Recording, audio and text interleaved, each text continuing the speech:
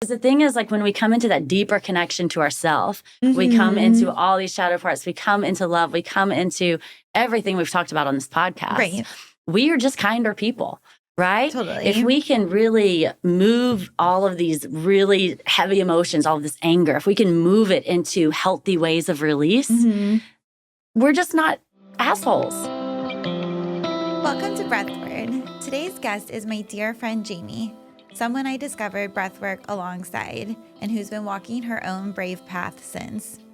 In this episode, we explore the power of embracing your full self, shadow and all. Jamie shares how letting go of toxic positivity opened the door to deeper healing, how movement and breath help her stay grounded, and what it means to rewild and return to your natural rhythm. From darkness retreats to soul-level shifts, this conversation is an invitation to embrace your shadow, to feel, and to honor every part of your journey. Let's get into it. Well, I wanted to start with some breathing anyway, just some drop-in breaths, just to kind of ground us and whoever is listening. So just some nice, easy inhales through the nose. Exhaling through the mouth. Settling in, grounding the hips, relaxing the face and jaw. Inhaling all the gratitude and exhaling the busyness, any rushing, remembering it's not real. Inhaling love and letting go. Sinking into the moment. There's nowhere else we need to be. And I'm going to read a little poem to intro us into the session. So you can continue to close your eyes and just breathe gently. At first, I didn't notice it. At my heels, a dark shape. Besides, we grow up learning to ignore our shadows anyway. The sharp edge of your voice, the hunger we're told to tame, the wounds you pretend has healed, the desire veiled in shame. I step forward, it steps too. I run, it keeps pace. I cast it away, but it clings, a fruitless kind of race. So I turn and walk toward it, sinking into the dark, into the depths, letting it rise, letting it flood, heart open, steady breath. My fears, my desires, my scars, my fire, parts of me and parts of you. I meet them, I name them, I take what is true. And when I step back into the day, me and my shadow are one, we are whole, two forces moving together, a united, tethered soul. When I dance, you dance. When I jump, you fly. Reminded that shadows are proof we are standing in the light. It's beautiful, Annie. Little reminder because I was just telling you before we started, I wanted to discuss shadow work today and breath work and how it all has played into your journey. And I had to kind of remind myself and look at my own shadows. I actually journaled about them this morning. But before we jump into just what breathwork is and how you do such a wonderful job of blending the science and the spiritual aspects of breathwork, I just wanted to acknowledge and take a moment that I'm sitting across from you today as this beautiful brunette who has so much depth and soul. And it's the same Jamie that I met, I guess, in 2018 or 2017. It's been a while now. But I remember going to, I knew you from CrossFit, and we went to a coffee shop and we were sitting there and you're just this bubbly blonde and so energetic and fun loving and just all smiles and giggles all the time, which is still part of you today. But it was really interesting. We sat there and we barely knew each other, but you confided in me like some big shifts that were happening in your life. And it's crazy to think back about how that was just the start of this journey that you've been on that's taken you around the world, practicing breath work and sharing it with people. So I just wanted to, I guess, start with yeah, how would you describe that Jamie from 2000 and I guess 18, 17? Yeah. I mean, honestly, we could look at Jamie from birth. Yeah, right. Always such bubbly, carefree, compassionate, loving, excited for the world. And these are all really positive things, right? Mm-hmm. They're really positive, especially when you're able to incorporate that shadow piece too, right? Mm-hmm. And that was something at that time that I didn't know what to do. I didn't know how to. And, when we look at shadow work, we look at Carl Jung, right? Mm-hmm. A Yes. psychiatrist in the 30s or 40s. He said, until we make the unconscious conscious, it will direct our life and we will call it fate. So looking back, I know that my life was being directed by subconscious patterns, conditioning, things that I learned growing up to keep me safe, which is beautiful. It's what we do. It's the human condition, right? But I would say that version, she was the master of the reframe, right? Anything that was seemingly negative, pop a reframe on it, pop a Band-Aid on it, right? And that's something I think is powerful. It's beautiful, but we've got to go further into the depths. And acknowledging and giving things space that might feel uncomfortable. Yeah. So do you feel like that's kind of what led your life, I guess, up until that point was kind of like these Band-Aids? And do you feel like you were trying to meet other people's expectations or just your own expectations? I think both. And, so much of this comes back to childhood too, right? So in the household that I grew up in, I was very much the one that would keep peace, be the balance, right? I remember watching my brother and so much anger that he had. And I remember, it was so unconscious at the time, but it was essentially, okay, if I perform in this way, if I act in this way, if I'm even kill, if I'm the one that can bring joy, it balances things out. It makes people happy, right? And so that was really the programming in the background that I came from. So then what led you to start looking at these patterns more critically and thinking, oh, there's something to this, that something underneath that I want to look at and address?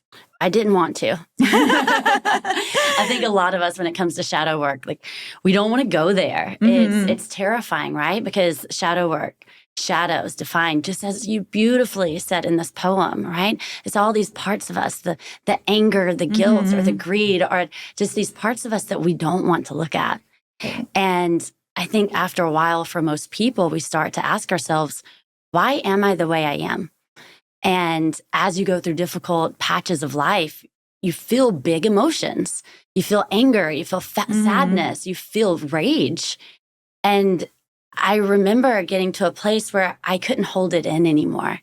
It was spilling over in the ways of, for me, it was different kind of behaviors, or just talk broadly for people, right? It can come through in behavior. It can come through in projections. It can come through in addiction. So many ways. And for me, I was feeling really big emotions and I didn't know how to work with them. And what helped me find them even more, going to breathwork. Right. Yeah. I remember going into my very first breathwork class. I thought it was a meditation class. And when was this? This must have been 2018, around the same time. Okay, great. Right? So I go to my first class. I think it's a meditation class. They put us in breath. And we're in these deep rhythmic patterns. The light is down low. There's music playing. And for the first time, I was sitting with myself.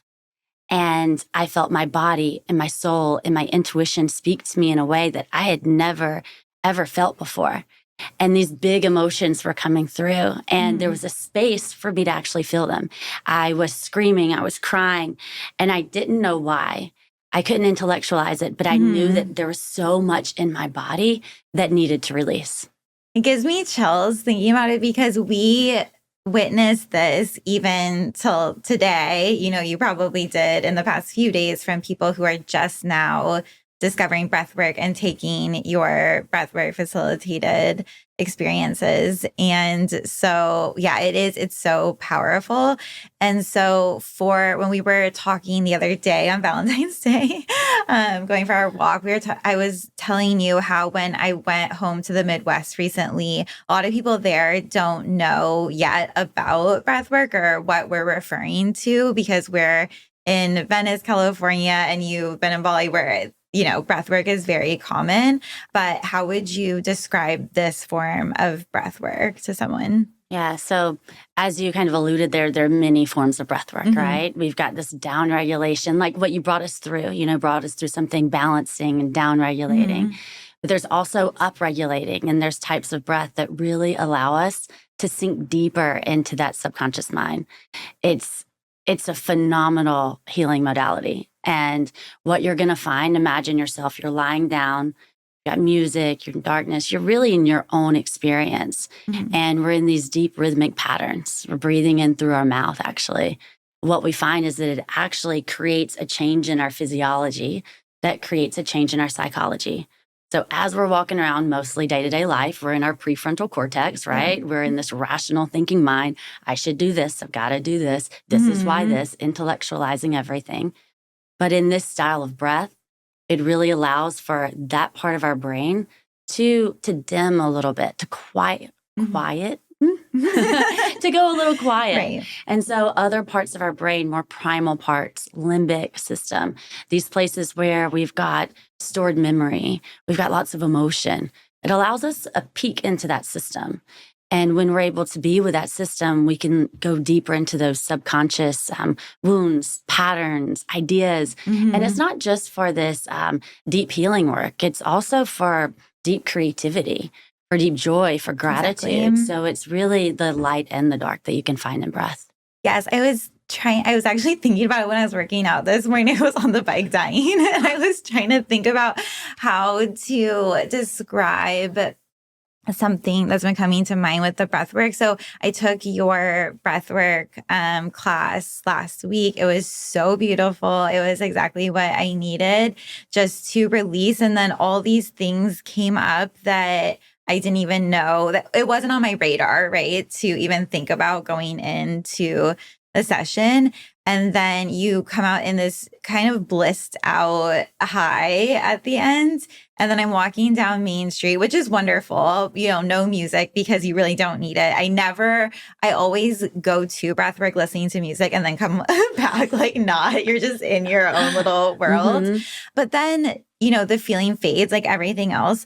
But I was thinking today how it's almost like when you travel and you go on a trip somewhere and you come back, it's like even though you're not in that place anymore, it has changed you and you just know that it exists. Like even just the feeling of knowing that something exists and that you could go back there and the memories of it really is what's so profound, Yeah. And that's it. It's exactly that. It's a journey. And in a journey of breath work, oh my gosh, you can attest to this. There's so many different feelings, emotions. And so often we don't allow ourselves time and space to sit with them. So we might feel immense joy and gratitude and pride. And we might be called back to some memories that might be a little difficult. We might actually be able to see them through a different lens. And that's really a beauty, I think, of this practice too, because it allows us to see through a new perspective so often, right? And when we're looking, just like for instance, we may think back on a memory with a lot of blame, right? And we might really be in this victim and really be blaming someone else. Sometimes when we go into this practice, we can look from almost this observer's point of view and not necessarily from our mindset and be able to see, okay, this other person was actually doing the best that they could at the time, right? Maybe that blame I've been holding isn't something that serves me, right? Maybe putting myself in this victim kind of mindset, it isn't serving me. Maybe it really looked a different way. So what are some of the first, big insights or takeaways that you remember from those early breathwork experiences that made you realize, oh, this is really powerful and something that I want to give energy to? I mean, it was in that first session, Annie, like literally. So as you know, my career before was in Major League Baseball. Mm-hmm. I was in baseball for 12 years. I was with the Braves, the Yankees, the Dodgers, and I'd hit that corporate burnout like so many people do. I gained a lot of weight. I had rashes all over my body. I was at the point of, that was one of my rock bottoms, right? Mm-hmm. One of my dark nights of the soul looking back.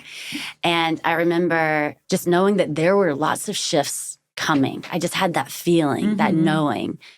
In that first breathwork session, I call it downloads. What I walked away with was you're leaving your career, you're leaving your marriage, you're going to leave the country, and you're going to teach this to the world. That's so powerful. And I remember getting out and just being like, what the fuck? You're like, this is not true. This is not happening. I don't know who you're talking to, but it's not me. Right. Like, I just met God. Yeah. Yeah. That's amazing. So that was the moment, literally, that I was like, okay, I want to learn everything I can about this modality. Mm-hmm. Also, I was very much this like type A person. I needed to understand the science behind it. Mm-hmm. I couldn't just accept this spiritual outlook, right? I grew up in church. It was difficult for me to look through any other lens of spirituality. And it was important to me to find the science. So that was thing number one. I was like, okay, I want to go into training. I want to learn the science. I know what I felt, but I need to really understand what the fuck happened. Right. And so then you left your job and you did leave the country and you left your marriage. And then you went to Bali. Yeah. I remember during this time, Annie, and I was actually thinking about this in my workout this morning. I'm on the treadmill, and I hadn't put this together. I remember before I left the States, this was 2020, I remember talking to my therapist, and I was like, I want to go get in my shadow. I want to find the depths. And she was just like, okay, Jamie, let's reel it back a little bit. What you're going to find, remember, you're going to a third world country. Right? This isn't a place where people get the privilege to sit and be in their shadow, right? This is a place that people they want to eat, right? So it pulled me into a deeper, I think, understanding. I can't, it's so funny that thought just came to me this morning. That's so interesting, right? Balancing, what is someone's light with your seeking of the dark? Kind of, yeah, I hadn't thought of that before. Yeah. So I go to Bali, and it's during the pandemic, right? So I get this tiny window, and I get in the country. They close the borders, and I plan to stay for maybe a couple months, right? But I just stayed for 2 years. I just kept staying, and what I realized is everyone's working online. I rented out my apartment here, rented out my car, and I literally took it just day by day. But what I found was that being in Bali, being in a place of paradise, I realized, what is the quote? Like, wherever you are, like there you are. Right. So I realized that I'd been running from myself, running from what this maybe shadow or this darkness is that I don't know how to integrate. I don't know how to feel. And I remember all of the shame that came with that, of this displaced anger, this displaced sadness. I literally just blew up my life. I blew up my life, and I thought I was just going to run into Bali and rainbows and butterflies, right? Because I reframed it. I reframed it all. The reframe. The big reframe. Jeez. And I get to Bali, and I'd never felt so low. I'd never felt so low. I'd never felt so sad, so angry. And there was so much shame. I didn't want to live. Like, I literally did not want to live anymore. And I made that realization on a scooter in Bali. I can empathize with that, definitely. And I feel like it's powerful to hear you say that, because so many people are scared, I think, to even admit that. So yeah, thank you for sharing that, because I think a lot of people, I think when I've felt like that in the past, I'm too scared to say, I don't say that I want to die. I just say, I don't want to exist. It's like that feeling. You're like, what's the point of everything? Yeah. Yeah. So did you sit in that for a while, or I guess where did you go from there? So from there, I won't get into this whole story, but I had a big accident in Bali. And this big accident shifted and changed everything because I was a breathwork teacher, right?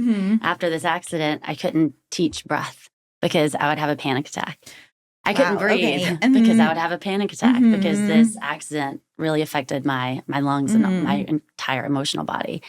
And it was from there that I realized something needed to change. So I went back into therapy and I realized that this intellectualizing wasn't going to work for me. It just took me deeper and deeper and deeper into that spiral down.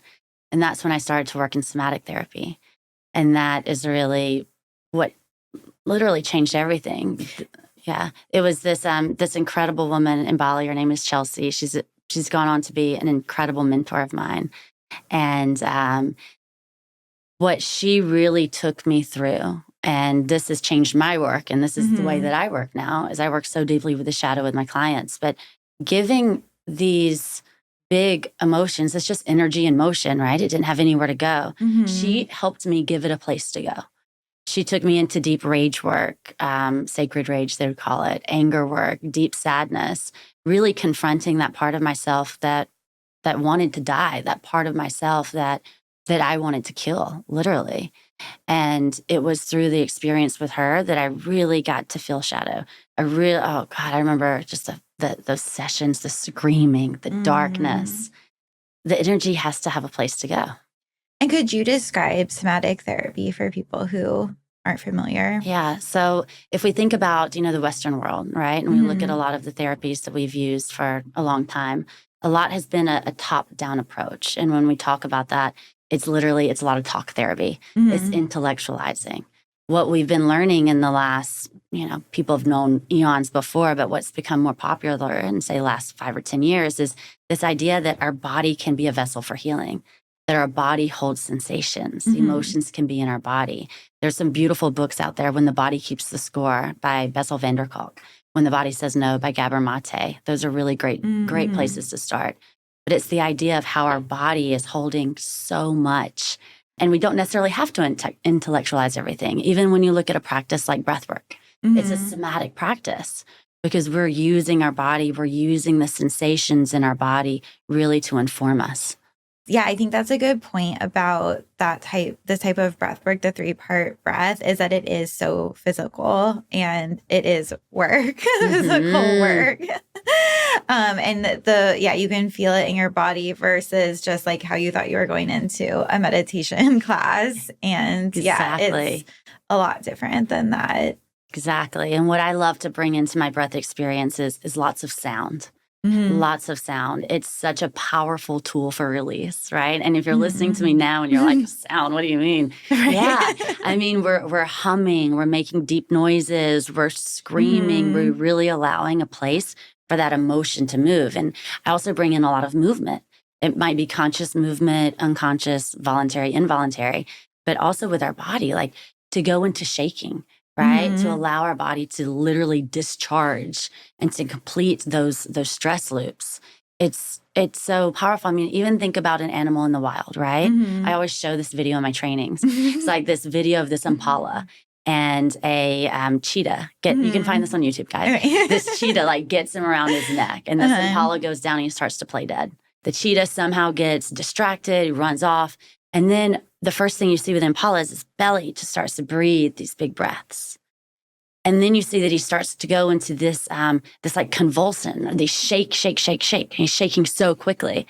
And then he kind of looks around and he jumps up and he runs off. Shaking off the fear? Shaking off the fear. Wow. Literally shaking all of this adrenaline, shaking all of this stress, completing that stress cycle, that loop. And then he goes off and he eats grass and hangs out with his impala friends. As humans, we don't do that. Right. We go into a really difficult situation.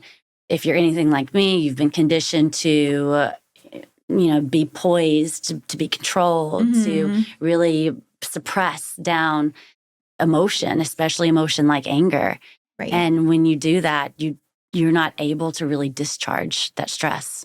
So what would you recommend for someone if they are in that state? Because I feel like that happens so many times when you're so stressed. A lot of us are alone a lot of times too, and sitting at our computer really stressed out and not knowing what to do in that moment. Yeah, 100%. When you look at somatic tools, almost anything can be a somatic tool. It really can. But for those moments, say you get this email, you're pissed off or like something happened, you're just like, oh. So in that moment, instead of just being like, okay, reframe, instead of being like, oh, well, it's actually okay. Instead, feel it. Feel the frustration. Feel the feelings that brought to you. What I really like to do is I like to put on music and literally shake my body. You might want to put on music and go for a run or go for a walk, but find a way that you can literally move this through your body. So in those moments, I wouldn't recommend, oh, let me just go into a down regulation breath, right? Okay. Because then in that moment, we're suppressing all those feelings that we are not allowing ourselves to feel. Something I've been thinking about lately is, my day job is developing AI products. And I feel like everything, and so many people are, now, like so much of the focus or using it all day is AI, artificial intelligence. And it's so refreshing to explore this, the human intelligence that isn't just cerebral, like you're saying, and lives just fully in your body, like all of you. 100%. And, as you were saying that, I want to bring some other tools in. One tool could literally be calling a friend and just letting it out, right? Another tool could literally be humming, singing, punching pillows, like literally getting into it and allowing all of this to just move through the body. Right. And if somebody is finding themselves as one of those people who is the queen or king of reframes and always feeling the need to be positive or perfect, I guess what would you recommend as some of the first steps for shadow work? First steps is really to allow it all to be, right? So as soon as these maybe big emotions come through your psyche, instead of pushing them and going into that perfect reframe, because reframe's great. We can work on the reframe on the other side, right? But allowing ourselves to actually feel what it is going to be your first step, period. Feeling it, allowing it to be there. And the thing with shadow work too, or with a lot of people, we want to push it away. We want to push away these feelings, these thoughts, because no one wants to see anyone in the middle of the street screaming, right? Like we've all been told like what is appropriate, what's inappropriate behavior. Right? So what that means is that we've got to find a way that is appropriate, you could say, right? In order to move it. And that is something that we can do. If we pull it close, we pull it close. The thing about shadow is we want to integrate it. We want to bring it in. They say that what you judge in others, you often deny yourself. Yes. Right? Exactly. And that really, what that makes me think of is when I was younger, I would judge women that were very much in their sensuality or in their sexuality. And that judgment came from a place of denying that within myself. And so through all of this work too, I was able to come deeper into my sexuality and sensuality and really begin to celebrate that and understand it and be in it and allow that part of me to exist. Whereas before I was taught, growing up in the church in the South, I was told that wasn't okay. Right. And now I can look at a woman in her sensuality and just be, congratulations, like you fucking go. Because you're exploring or embracing your own. Yeah, integrating, bringing it in and really embodying that part of me. Another example too, I remember when I was really young, I remember like you would see people with like maybe pink hair, purple hair or something like that. And I remember would have conversations with my family members like, they're just wanting attention, right? They're just trying to be unique. Right. But really what it was my suppression of my own individuality and my own artistic expression. What a concept. Right. So I remember seeing you posted dance classes and those types of things. Is that what you're referring to with, I guess, embracing your sensuality and things that have helped you with that? Yeah, definitely. I would say dance was one of the biggest things because I used to dance when I was younger. And so bringing that back in my 30s and late 30s. Like that was such a liberating moment, right? Doing even pole dancing and all different kinds of dance to really bring me deeper into the feeling in my body, into my own very sensuality. And being in Bali, we get into a lot of maybe some things that the Western world would call like really weird, but really deep women's work where you're really doing work with your womb, learning about your womb, learning about your pussy, like really getting into this deep feminine work. And I forget the author, Regina something, the book called Pussy, A Reclamation. And that's a book that I recommend to everyone, especially women in their 30s, to really reclaim that connection with their body again. Just speaking of touch and I guess the body and everything like that, I think one of the reasons why I would like to take one of your trainees, we both went to J. Bradley for our facilitator training level 1. But I actually, when I am facilitating breathwork, and you probably know this, and it is kind of a shadow thing for me, is I am very timid and scared of touch and just getting physically close to people. And I know that part of your practice and what you teach your students is light Reiki. Could you kind of describe Reiki for people? Yeah. So I would say a lot of people that come into this training, some are Reiki attuned and some are not. And so Reiki is essentially an energetic kind of work. But the thing is, you don't have to be Reiki qualified, right? What I really believe is that we all have this healing energy that we can work with and that we can help support other people with. One of my friends was just saying that you, I guess, like for your health or well-being, should have like a hug a day. Yes, like 20-second hugs. Yeah. Yes, I have a client. We used to, Nat Balda, wherever you are, we would hug for like 20 seconds just to get that oxytocin, like connection. And it's so important. And like you said earlier, so many people are alone. They're living alone. They're working. They really feel like they're having to do it alone. What's worse is when you have people around you or you're in partnership and you still feel alone. Oh, that's the worst. That's the worst. Yeah. Yeah. Okay. So prioritizing the 20-second hug. The 20-second hug, yes. And also, like when it comes to touch and breath work, what I love so much about it, and we're talking light touch here, and we're talking touch on maybe the belly and the chest, maybe the shoulders, the head, the hips, maybe the knees, maybe the feet. And this touch can be really helpful when we are experiencing emotions moving in different spaces, right? If we look at humans, right, we hold a lot of emotion, maybe a lot of trauma in our hips, right? And our heart, the heartbreak, right? And so when you have someone, you're in this deep experience and you're going in and you feel this warmth on your chest and this feeling of like, oh, someone's got me. I'm not alone. I'm not alone. Yeah, it is such a comforting feeling. One of the things too with shadow work, I imagine, and what I was thinking about when I wrote the poem is that a lot of times you want your life to be on this trajectory where you never go back, and like regress and feel these horrible feelings again. And then sometimes when you do, you're like, oh my gosh, like I'm helpless because I've done all this work and now I'm back in this place. But I imagine that is part of the shadow work too, is just being friends with your shadow so that you're never having that feeling, that you're like going back because you're like, this is just a part of life and accepting that. Exactly. I firmly believe that there is no going back. Right. And so as we continue through this game of life, we're going to hit big experiences, right? We're going to hit things that might trip us up a little bit.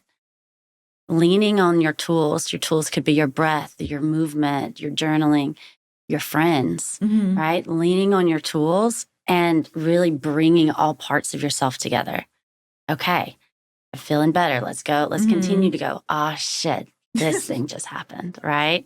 Okay, let me pull it together. Because the thing is, like, as we continue to move, I really do believe too that the trajectory, it rises. And so there literally is no going back because that experience that you had is going to help you through the experience that you're in. So it's really never that descent. Going back. Yeah. So your breathwork company practice is called Rewild Breathwork. And I was looking up the word rewild last night, and it's going, I imagine it's going back into your innate state, or could you describe what it means to you? Yeah, it's literally coming back home. It's coming back to who we were before conditioning, before all of these patterns came to play. It's literally going back to that primal self. And a lot of us, we might not recognize who that is because we've built these personalities and protection mechanisms, right? So that we could stay safe. But the thing about rewilding is going back to primal. What is primal? Primal is that shaking impala. Right? Primal is being in our truest expression, being in our truest authenticity. It's really, it's shaking down all of these belief systems. And it's really coming into like, who are you? Ooh, I remember in my first breathwork session too, I kept hearing this question, who are you? Well, I'm Jamie. No, who are you? Okay, well, I work at the Dodgers and no, who are you? I'm the daughter of, John and Sheree. No, who are you? And I remember in that session, I couldn't answer the question. That's what Rewild is. It's going so deep, so deep to really find who you truly are. Blank slate. Blank slate. So if you were to answer that question now, what would you say? Gosh, who I am now is I'm a woman of love. A woman of love that creates incredible experiences. I'm a soul in this body, and I'm just the light and the dark together. I love that. What are some of the profound, experiences that you've witnessed that people have had through both, your facilitator training and then also just facilitating breathwork for people? Yeah. I mean, and I'm sure that you've seen these profound shifts and changes as well. I mean, it's hard. That's such a hard question to be honest. Yeah, I guess I know. I'm thinking it when you were describing your first breathwork experience. I've said this at breathwork sessions, but I saw my eye from the side and I was looking and seeing versus just looking, and not actually seeing things for what they were. Yeah. Just an eye that was kind of I don't know, almost clouded and couldn't see. I don't know. I sketched it. I remember the sketch that I did of it in my notebook. Yeah. And I feel that, I mean, if all else fails, I feel some days I know that I'm at least have the blinders up, I can see what's going on for the most part, Yes. And so that was one of the big takeaways for me. And then I do remember actually one of the first ones, I kind of had the same, who am I? What do I really want type of thing? And art definitely came to mind. And the last, I just interviewed Elizabeth and we were just in her, or you're in her Artist Way group right now. And so I'm rediscovering that. But we were talking about, it's cool because breathwork can, even if it's something that just this idea that sparks in you and years go by, though, it's a truth and it's there for you to look at whenever, you're ready. Things that I see in students, a lot of times it's these out-of-body experiences. It's visions. It's deep connections to loved ones that's passed. It is messages from loved ones that's passed. It's messages from God. There are moments in breathwork, I call them God moments, when it's literally this deep divine connection where it's almost like it's this inner knowing, like you said, and intuition as it is this all-time high. People will often compare this type of breathwork to a psychedelic experience. But the difference is that you're completely in control. during this experience. I always tell people, if there's a fire downstairs, I'll say there's a fire and we'll go downstairs. Like it's not this psychedelic experience that you're stuck in it for 15 hours, right? And that's something that I love about this style of breath, because it's not in everyone's belief system to go down into a jungle and have ayahuasca, right? What we can do though is we can almost recreate that experience. We can allow our breath to take us into these non-ordinary states of consciousness in a really safe way. And it's all through your own body. Yes, it's through your own body, your own mind. And especially for people that want to explore maybe a traumatic event or explore something they've experienced in the past, they can come into a breath journey in literally a supportive space, a space in which that memory is not happening in real time, right? But we're able to go in and process it in our body as if it were.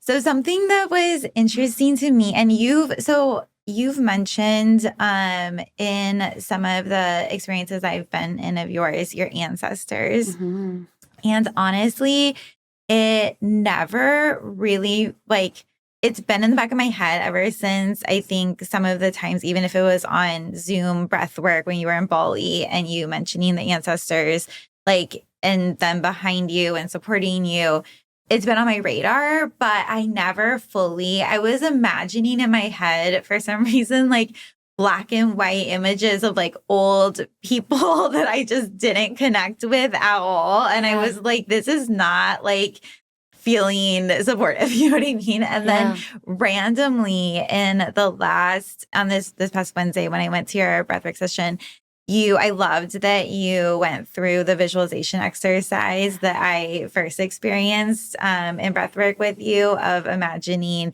3 circles of people and the people from your life right now, and then your ancestors and people you don't even know yet. But the ancestors, something clicked in me, and I saw I might get emotional, my grandpa, at my age, and it was I feel like I just don't think about him anymore because he's been gone for so long. And it was just crazy to think about him like me, he was I know that he was this attractive, just normal guy that I would probably hang out with, and thinking of that, really just felt really good, So anyway. So powerful, Annie. Yeah. That's so beautiful. And that's breathwork. Yeah, that's breathwork. That's breathwork. Coming into this deep, deep connection with self, with those that have passed, with those that are here. It's funny you mentioned that breathwork. That meditation. I was on the beach. You were probably there with me. This was probably 2018 or 19. I think it was with Rob Starbuck. Yeah. He used to go to the beach. And I go into this breathwork journey, and I walked that path in that breathwork journey. I walked that path. I walked across the bridge. I saw all the people that loved me. I saw my ancestry and my lineage. I didn't recognize everyone, but I knew some of them. I knew they were holding me. I saw every version of myself that had ever existed. And I got out of that breathwork, and I had a notebook like yours here, and it was yellow, and I wrote stick figures of everyone. I wrote stick figures of who was in these circles. And I know that that'll be a book one day. I love that. I definitely think you should do that. And I feel like it's something that everyone should experience because, I think I've had similar experiences too. And that's kind of what led me to the visualization poetry, and exploring these different versions of you. And I think that, through breathwork, and through an exercise like that, where you're looking at these different versions of you and also just seeing that older version, it just gives you kind of comfort, and peace in the present moment because you're I've met her, she's cool. She's actually cooler than me right now. Right. So it's just remembering that sometimes whenever life seems crazy and you have all the insecurities and everything. Yeah. And, just you saying that made something come to my mind. And that is what's the point, right? Like, why do we do this work? Mhm. Why are we even talking about shadow work? Why are there people that are out there breathing to be able to understand more parts of themselves? Like, what's the Mhm. point of all this? And I've asked myself that before in some, tough moments, like, Yeah. what's the point? But the point of all of this is literally, for me, it's freedom, right? To be able to move past these big emotions, these big thoughts, these big feelings. It holds so much bandwidth in our brain, right? When we are blaming someone, when we're ruminating about the past, Mhm. when we're questioning ourselves, when we're talking so mean to ourselves, right? Who else does that? Like, who has this negative feedback loop sometimes, right? Mhm. That's why we do this. We do this so that we can understand that, number one, we didn't do anything wrong.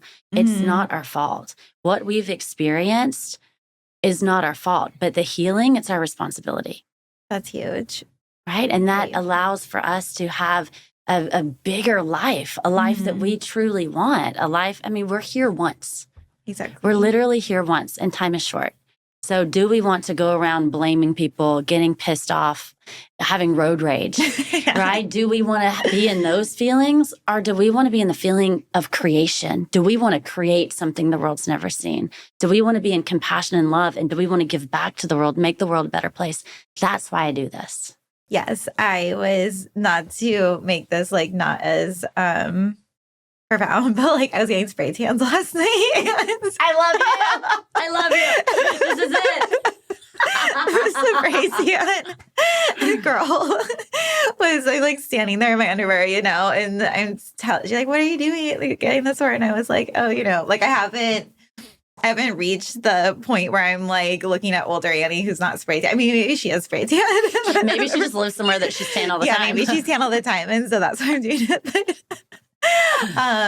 She had never heard of breath work, and I think that because I was starting to question myself because my brother we were at dinner the other night, and he was like, Annie, like, you have art, you have your painting, you have this like breathwork stuff and your poetry. Like, you need to pick one. Like, you can't do all this. Like, that's like, you would have to be superhuman, to like work a full-time job and do these things. And I was like, yeah, maybe like this podcast and like talking to people about breathwork and stuff, like, is the thing that takes the back seat. But when she said that and asked me what breathwork was, I got so excited. And I was like, no, like this is something that needs to be talked about. And I feel like you're the perfect person to talk about it with because you know it so deeply. But I am so passionate like you are about other people experiencing it so that they can tap into, this knowing that they can use, Same. So Same. It's my greatest life's work. It's my mission. It's my passion. It's my dharma mhm. for people to experience themselves in a way that they never thought they could. So there are other modalities, that can be used for shadow work and that you've explored. And so one that I really want to chat about because I haven't heard yet is the darkness retreat that you just did. Yes. Okay. Oh my God. Okay, babe, talk darkness, right? Yeah. So this was in Bali last year, and I've heard of people doing this, going into caves, going into darkness, and this has been done in Eastern philosophies for eons. Okay, I didn't know that. Yeah. Okay. It's been part of rites of passages, Mhm. right? And you ever get that knowing, you're like, I know I'm going to do that. Mhm. And so somehow my fingers are booking the place online, and I'm like, okay, that's what I'm doing. Yeah. And could you describe really quick what that entailed? Like what you saw online and you're like, that I'm in. Well, it was essentially being in a completely dark space by yourself for an extended amount of time. So what this looked like for me was 3 days in a room that was completely pitch black. And we're talking like sealed from the door. Everything is pitch black. Even when they would deliver the food to me, they would deliver it through this little like window in the wall that they would close so then I could open. Mhm. Annie, it was so funny. I would get my meal and I would put my hand in and be like, oh, it's soup today. Right? Yeah. So it was such a disorienting experience in moments. Imagine this room. I'm terrible with like square footage, but I would say it was really small. There was a twin bed, there was a shower, there was a toilet, and there was a bench with a desk. And it was all very, very tight together. It had a little room in the middle where you could put a yoga mat, and that was basically it. And every day, breakfast would come at 9, lunch would come at 1, and dinner would come at 6. Is that the only way you knew the time? That's the only way that I knew what time it was, because the breakfast was always like a breakfast type item, right? A smoothie bowl or something. And that's how I knew exactly where I was in the day. What I found to be the most profound thing was that I only knew that I was sleeping because I would dream in color. That is amazing. Yeah, I was going to ask how you knew. Okay, so you're awake and everything is black pretty much, and then you dream okay. And so people ask, like, Jamie, what did you do in there, right? For 3 days, what'd you do? Well, I brought my drum. I drummed, I prayed, I meditated. I wanted to go in this experience because I wanted to know who I was at yet a deeper level. I want to learn and know and be in this entire experience called life. And it was honestly the most profound, because if you go into a plant medicine experience, if you go into a breathwork experience or a meditation experience, any kind of modality, it happens and then it's over, right? Our breathwork, we're there an hour and a half and we're done. Right. This was an experience that I just stayed in forever, it felt like, because I would go under one thought and that would lead me under another and under another and under another. And I really, I went into the depths of love.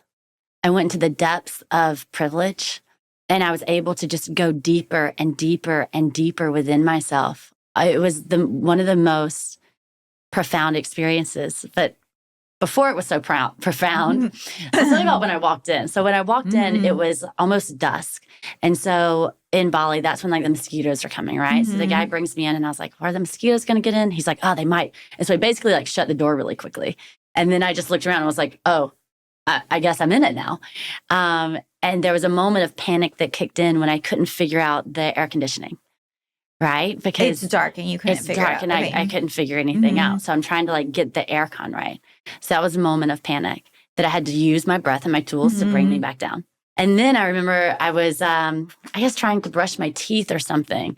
And I turned the wrong dial and the shower comes over my head.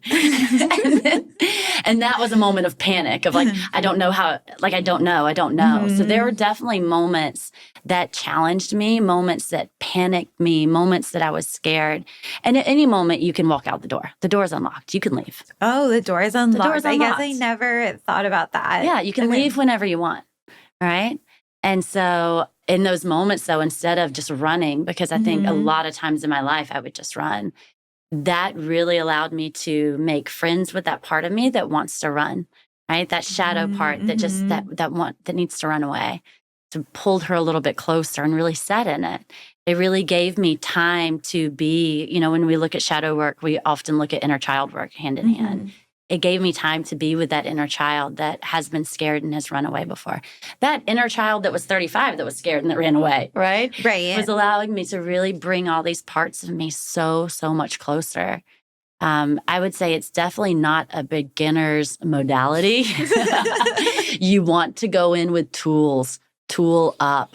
They also say that after a certain amount of time in the dark that your body starts to create DMT, which is essentially what can be released in breath work, and it also comes through an ayahuasca experience.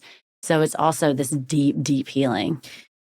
It's kind of a psychedelic experience. Yeah.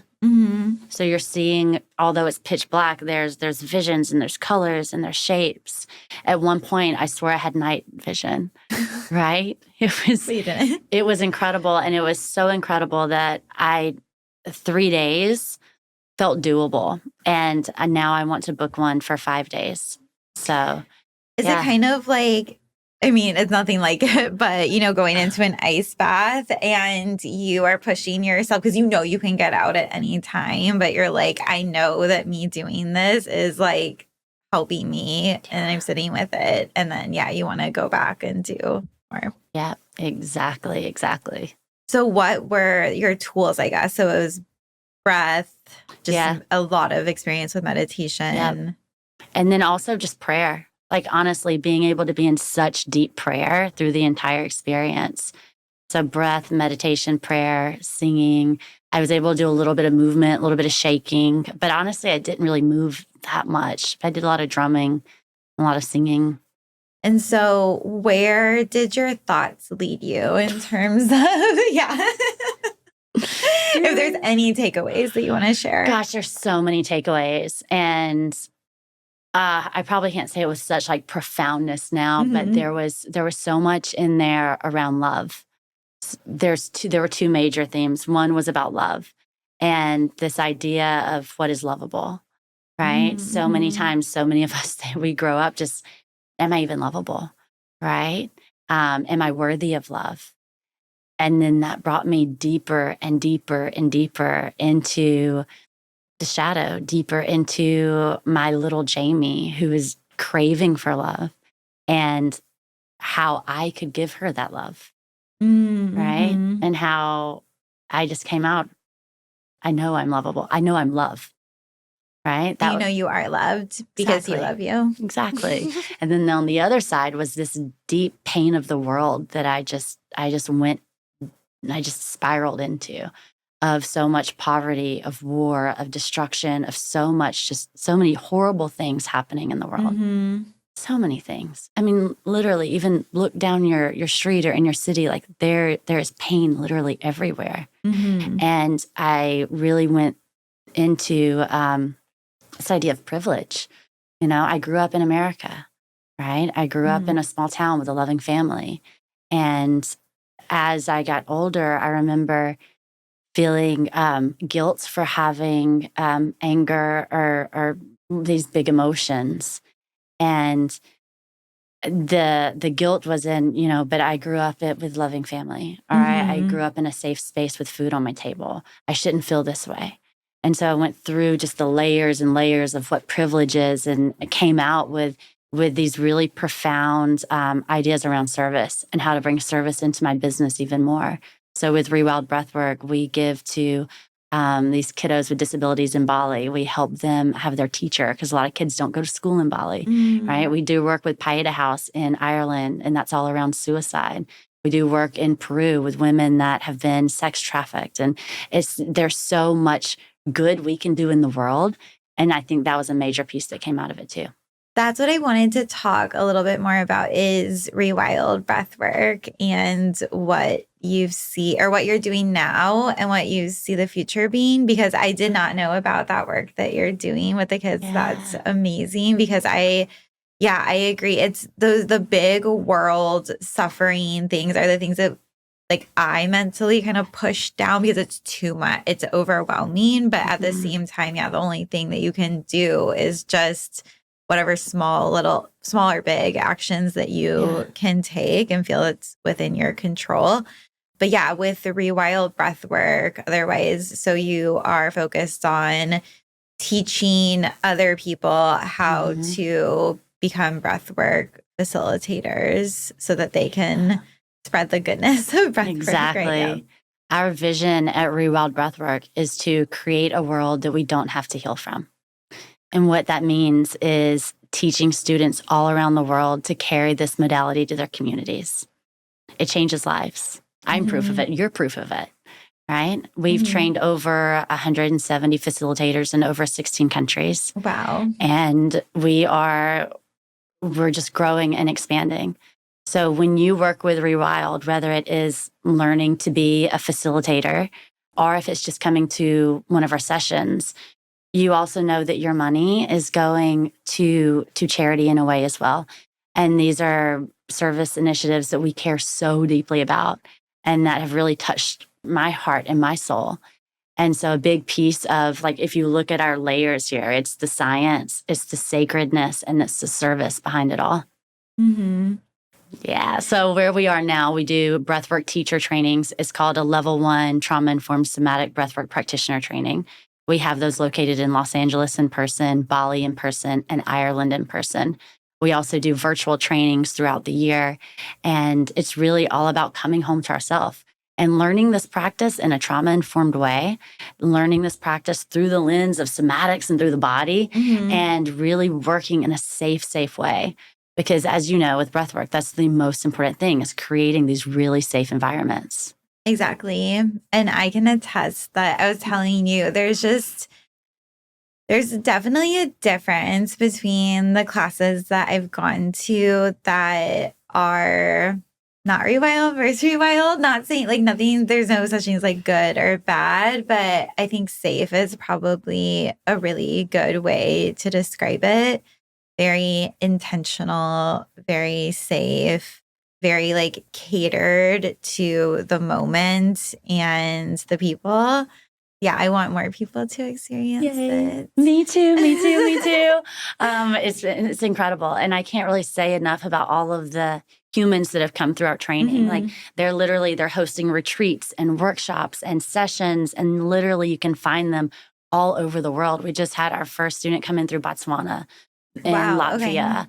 Like in all corners of the world, we have these incredible facilitators. I feel like one thing that I want to dedicate more time to in my life is travel, because I don't travel that much, but I imagine it's really amazing to see breath work across, all these different cultures and parts of the world, and probably like the similarities, maybe some differences. Yeah. Oh, it's amazing. I want to say it's one of the most incredible things.